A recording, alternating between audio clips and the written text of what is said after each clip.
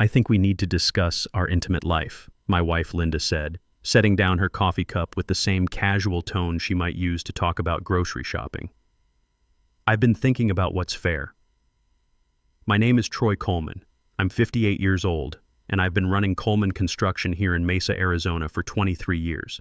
Until that Tuesday evening in March, I thought whatever problems existed in my marriage could be worked out through honest conversation and maybe some counseling. I was about to learn how catastrophically wrong I could be. Linda and I had been married for 13 years. I met her when I was 44, a divorced construction business owner who'd built my company from a $50,000 loan and a lot of sweat equity.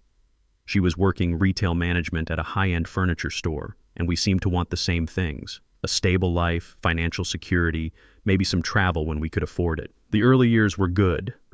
We bought the house in Mesa, settled into a routine, and I thought we were building something solid together. "What do you mean by fair?" I asked, though something in her tone already had me on edge. "I mean that you want things from me that require effort on my part. Time, energy, emotional labor. I think it's reasonable that those things should be compensated." The word compensated hit me like a punch to the gut. I set down the contract I'd been reviewing. We'd just landed a major school district job worth $500,000, the biggest contract Coleman Construction had ever secured. "Are you saying you want to be paid for being intimate with your own husband?" "I'm saying intimacy costs me something, and I think you should acknowledge that cost in concrete terms. We're talking about $300 per encounter, paid in advance." For a moment I couldn't speak. This hard-working husband exploited by his own wife. It felt like something out of a bad movie. But Linda's expression was completely serious. No joke, no test, no momentary lapse in judgment. She was proposing to turn our marriage into a business transaction. "Linda, we're married. Intimacy is part of marriage, part of the partnership we agreed to when we exchanged vows." "Vows are just words," she replied, picking up her phone like the conversation was already over. "The reality is that I provide services you value, and services that have value should be compensated. That's how the world works." The clinical language was what got to me most, reducing our most intimate moments to services and compensation. I studied my wife's face, looking for any sign that this transactional marriage exposed was some kind of misunderstanding. There was none. "So what exactly are you proposing? I pay my own wife $300 every time we're intimate?" "It's a fair price, lower than what you'd pay elsewhere, and with someone you already know and trust." The comparison to prostitution was unmistakable, though she didn't use the word directly. "This is insane, Linda. This is realistic. You can accept the terms or not, but those are my terms." That was it. No negotiation, no discussion. She'd made her demand, and my role was simply to accept or reject it. I chose neither, at least not immediately. Instead, I spent the next several days trying to understand how my marriage had arrived at this point. Linda and I had met at a community barbecue 14 years ago. We were both in our 40s, both focused on building stable lives after previous relationships that hadn't worked out. She seemed impressed by my work ethic, the fact that I'd built Coleman Construction into something respectable in the Mesa business community. I was attracted to her apparent practicality, her focus on building a secure future together. But over the years, something had shifted. The practicality had turned into materialism. The focus on security had become an obsession with accumulating things: a bigger house we could barely afford, luxury cars that served as status symbols more than transportation, vacations designed to impress her social media followers rather than create genuine experiences. I'd accommodated these desires, telling myself that people expressed love differently, that her need for financial security was understandable given her background. But apparently, accommodation hadn't been enough. Now she was demanding payment for the most intimate part of our relationship. I spent a week processing her proposition, turning it over in my mind from every angle. The more I thought about it, the clearer it became what this really was. Not a request, but an ultimatum. Not a negotiation, but a declaration of how Linda fundamentally viewed our marriage. She saw me as a source of income. She saw intimacy as a commodity she controlled. She saw our entire relationship through the lens of transaction and profit. The recognition was devastating, but it was also clarifying. I couldn't unsee what had been revealed. I couldn't pretend that my wife hadn't just reduced me to a customer and our marriage to a business arrangement. The woman I'd married 13 years ago either no longer existed or had never existed at all. "I'm not paying you," I told her at the end of that week. "Not because I don't value you, but because what you're proposing isn't marriage. It's something else entirely." "Then I suppose we won't be intimate," Linda replied, without any particular emotion. "That's your choice to make." "It's not my choice. It's a consequence of your demands." "Semantics. The outcome is the same." "You're okay with that? A marriage without intimacy?" "I'm okay with maintaining my boundaries. If you're unwilling to meet my requirements, then yes, intimacy won't be part of our relationship. That's how boundaries work." The word boundaries was particularly galling, co-opting the language of healthy self-care to justify what felt fundamentally exploitative. But I recognized that arguing would accomplish nothing. Linda had made her position clear, and no amount of discussion would change it. The weeks that followed were strange and lonely. We continued sharing the house, continued the practical coordination that cohabitation required, but the intimacy, not just physical, but emotional, had been severed completely. Linda showed no signs of distress at the arrangement. If anything, she seemed relieved, as if a burden had been lifted. I, meanwhile, was drowning. The loneliness was profound, not just the absence of physical connection, but the recognition that my wife viewed me primarily as a funding source rather than a partner. Every conversation carried the subtext of her transactional worldview. This loyal man betrayed by someone he'd trusted completely. I began consulting with a divorce attorney, Patricia Harris, a family law specialist with 20 years of experience. The meetings were exploratory rather than committed. I wasn't ready to end the marriage, but I needed to understand my options. "Your situation is unusual," Patricia observed during our second meeting. "Her demand is essentially extortion within the context of marriage. It could be very relevant if you proceed with divorce proceedings." "Would it affect the settlement?" "Possibly. Depends on the judge and how we frame it. But at minimum, it demonstrates that she views the marriage as a financial arrangement rather than a partnership. That could influence spousal support decisions." I left the meeting with more information, but no more clarity. Each option carried costs I wasn't sure I was willing to pay. But one thing was becoming clear. The marriage I had believed in no longer existed. What remained was just the shell, the structure without the substance. Something had to change. The months that followed Linda's proposition were an education in the difference between being married and being partnered. We occupied the same house, shared the same meals, maintained the appearance of normalcy for neighbors and business associates who had no idea what was happening behind our carefully maintained facade. But the substance of marriage, the intimacy, the connection, the sense of being genuinely known and valued by another person, had evaporated completely. Linda went about her daily routines with the same efficiency she'd always displayed, focused on her work, her social obligations, and the endless acquisition of things that seemed to constitute her primary source of satisfaction.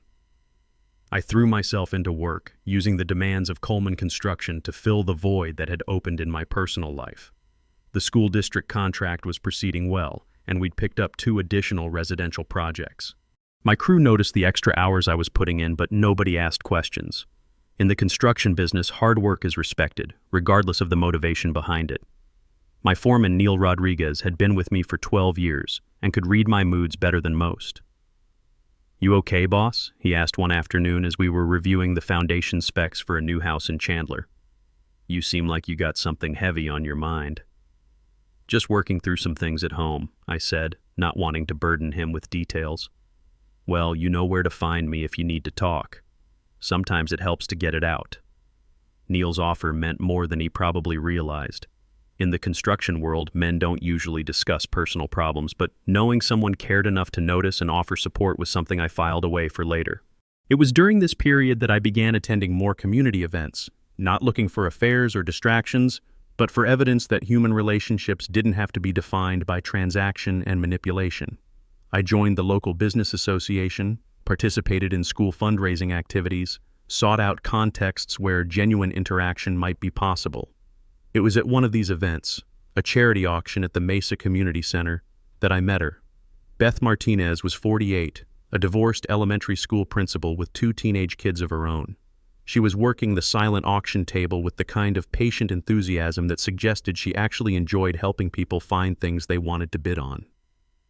"You look like you're having about as much success as I am," she observed, nodding toward the golf package I'd been staring at for 10 minutes without writing down a bid. I keep thinking about whether I'd actually use it, I said. Golf seems like something I should enjoy more than I actually do. Beth Martinez, she said, extending her hand. And I think that's a sign you shouldn't bid on it. Life's too short to spend money on things that feel like obligations. Troy Coleman, and that's probably wise advice. I'm Troy, by the way. I run a construction company here in Mesa. Construction? That explains why you look like someone who actually works for a living instead of just shuffling papers around. I laughed, the first genuine laugh I'd had in weeks. Is it that obvious? The hands give it away. Plus, you're one of the few men here who doesn't look uncomfortable in his own skin. We talked for maybe 30 minutes. Nothing deep. Just the kind of easy conversation you have with someone who seems genuinely interested in what you're saying. She told me about her work at the elementary school, the challenges of being a single parent, her attempts to balance work and family life. I found myself talking about Coleman Construction, about the satisfaction of building things that would last, about the crew of guys who'd become like family over the years. When the event started winding down, I found myself not wanting the conversation to end. I'd like to see you again, I said as we prepared to leave. Maybe coffee or lunch just to continue talking. I'd like that too, but I should tell you, I noticed the ring. I don't date married men. The observation was direct but not accusatory, a boundary clearly stated rather than a judgment. The ring is complicated, I said. The marriage is essentially over, though not legally yet. We're still living in the same house, but the relationship ended months ago when my wife started treating our intimacy like a business transaction. That's what married men always say. I know, and I understand your skepticism, but I'm not looking for an affair or a distraction. I'm looking for genuine connection with someone who values people rather than transactions. That's an unusual way to phrase it. It's an unusual situation. My wife literally demanded $300 every time we were intimate. When I refused to turn our marriage into commerce, she cut off all physical and emotional connection. We're roommates now, not spouses. Beth's expression shifted from skepticism to something closer to sympathy. That's genuinely awful, she said. And it explains why you're at a charity auction looking like someone who'd rather be anywhere else. Does it change your position on dating married men? It changes my understanding of your situation, but I still don't date married men, even ones whose marriages are over in everything but legal status. However, I do occasionally have coffee with people I find interesting, as friends with clear boundaries. Friends with clear boundaries sounds like exactly what I need right now. Then let's start there. And if circumstances change, if your legal situation changes, we can revisit the conversation. We exchanged contact information and made plans for coffee the following week. Walking to my truck, I felt something I hadn't felt in months. Hope. The possibility that life beyond my current marriage might contain something worth pursuing. My friendship with Beth developed slowly, bounded by the constraints she had established and I had accepted.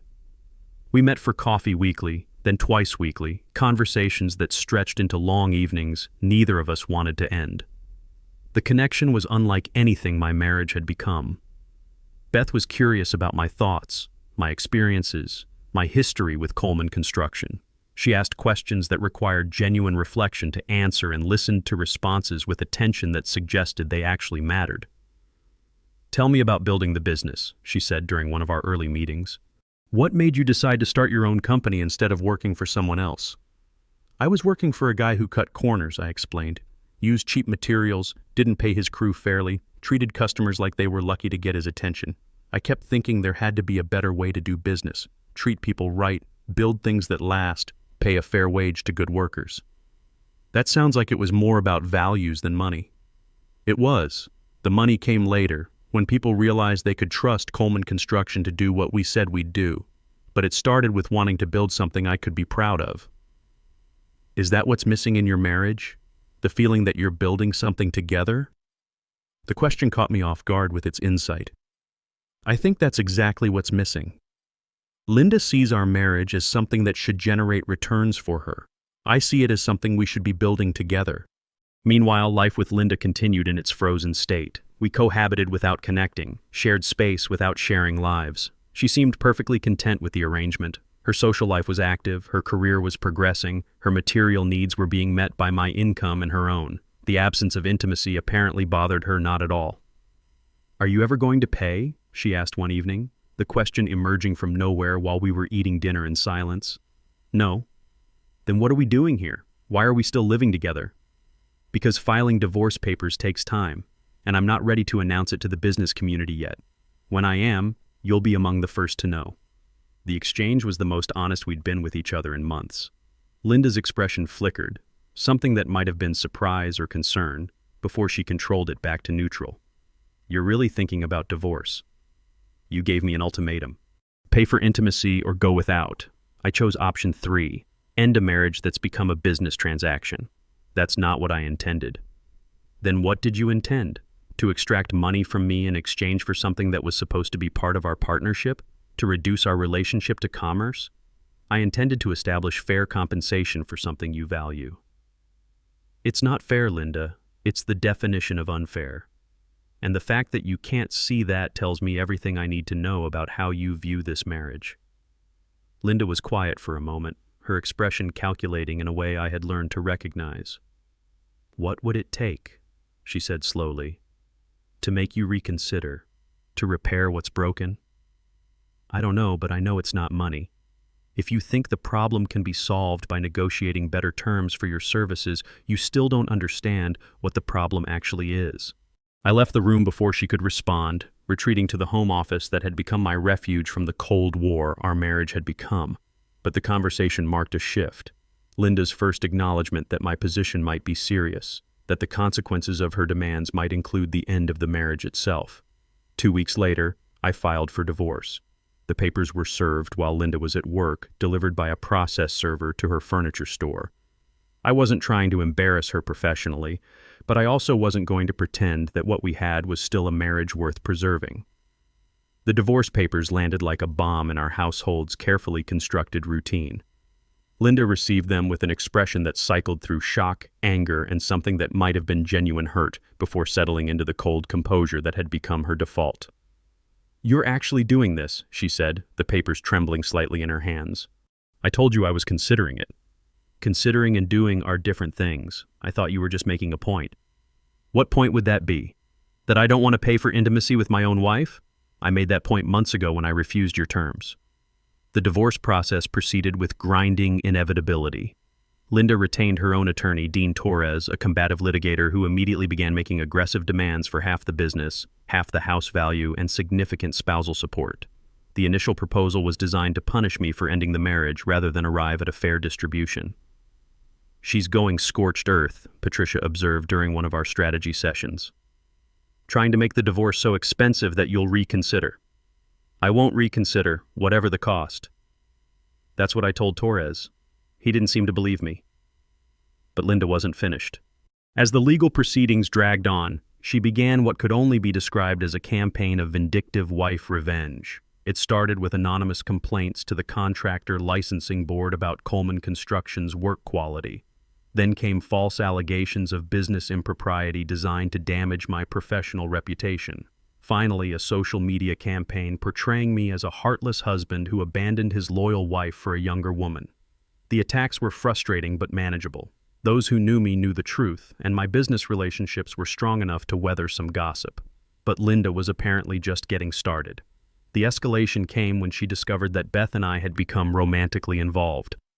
After the divorce was finalized, a process that took 8 months, Beth and I had carefully transitioned from friendship to something more. We'd been dating for 3 months when Linda somehow found out. "You're seeing someone," she said, calling me late one evening with particular urgency. "Her name is Beth Martinez." "I am. We've been together for a few months." "A few months while we were still married." "We were friends while we were still married." "The romantic relationship started after the divorce was final. Not that it matters. We're divorced. Who I see is no longer your concern." "It matters because you told me our marriage ended because of my demands.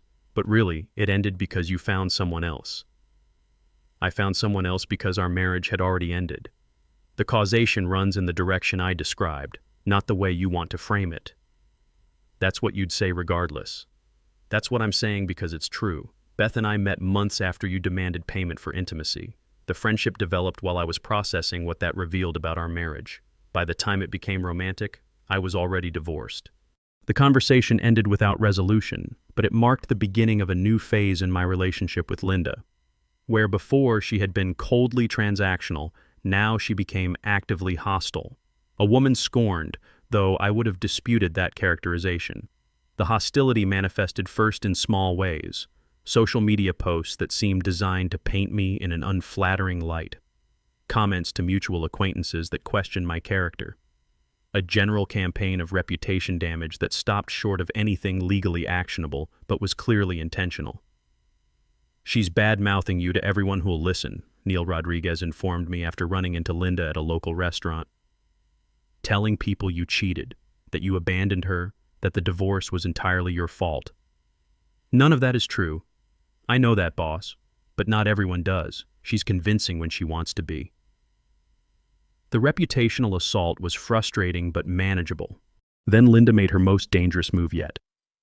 3 months after learning about Beth, she filed fabricated domestic violence allegations against me, complete with manufactured evidence and a prepared narrative designed to destroy not just my reputation, but my freedom. The first indication something was wrong came when police officers appeared at a job site, asking me to accompany them to the station for questioning. "Questioning about what?" I asked, my mind racing through possibilities. "An allegation has been made against you. It's best if we discuss this at the station." The allegation, as I learned during the subsequent hours of interrogation, was that I had physically assaulted Linda multiple times during our marriage. She had produced photographs showing bruises she claimed I had inflicted, along with medical records documenting treatment for domestic violence injuries. "This is fabricated," I said, staring at photographs that showed bruises I had never caused. "I never touched her violently, not once in 13 years of marriage. These photographs suggest otherwise. The photographs are lies. I don't know how she created them, but they're not real. They look real to us." The interrogation continued for hours, the detectives pressing for explanations of evidence I had never created, confessions to crimes I had never committed. I had no defense against accusations I had never faced before, no explanation for injuries I had never inflicted. "Am I under arrest?" I asked finally. "Not yet, but we're continuing to investigate." "Then I want my attorney. I'm done answering questions." Patricia Harris arrived within the hour, her expression grave after hearing the accusations. "This is serious," she said once we were alone. "Domestic violence allegations, even false ones, can end careers. If she's produced photographs and medical records, we need to prove they're fabricated." "They are fabricated. All of it. I believe you, but believing and proving are different things. We need to find evidence that she manufactured the allegation." Fortunately, I had anticipated something like this. Patricia recommended a digital forensics expert who analyzed the photographs pixel by pixel, discovering manipulation that was sophisticated but not undetectable. The supposed medical records were traced to a clinic that had no actual record of treating Linda for any domestic violence injuries. The photographs were created using a combination of makeup and digital editing, the forensic expert explained in his report. The bruises are painted on, then enhanced digitally to appear more severe. The lighting inconsistencies between the subject and the background suggest compositing. And the medical records? The clinic exists, but their records show Linda Coleman was never a patient. The documents she provided appear to be created from templates available online with details filled in to match her narrative. So she invented everything. Everything we've examined is fabricated. The question is whether the police and prosecutors will accept our analysis. They did, eventually. The case fell apart when our evidence was presented, when the fabrication became undeniable. Linda was questioned about the inconsistencies and couldn't explain them. Her story shifted and changed under pressure, revealing the lies beneath. "We're declining to prosecute," the district attorney informed Patricia. "The evidence of fabrication is compelling. We're also referring the matter for investigation of filing false police reports." The referral was significant. Linda was now the one facing potential criminal charges, her own scheme having backfired spectacularly. "She overreached," Patricia said as we discussed the outcome. "False allegations of domestic violence are serious crimes. She might actually face consequences." The conviction was swift. Linda pleaded guilty to avoid trial, receiving 60 days in county jail followed by 3 years of probation. She lost her job at the furniture store, defaulted on the house payments, and was eventually forced to move back with her sister in Tucson. I felt no satisfaction in Linda's downfall, only relief that her schemes had finally been exposed, that the attacks might finally end. But the damage she had attempted was real. If the fabrication hadn't been detected, if the forensic analysis hadn't revealed the truth, I might have been convicted of crimes I never committed. Meanwhile, Beth and I had been building something real throughout the chaos. The foundation we had established through crisis proved sturdy enough to support genuine partnership. A year after my divorce was finalized, I proposed to her at the same community center where we'd first met. "This is where it started," I said as we stood in the same room where two people had found each other among the silent auction tables. "1 year ago, right here, I remember you looked like you were carrying the weight of the world. I felt like I was.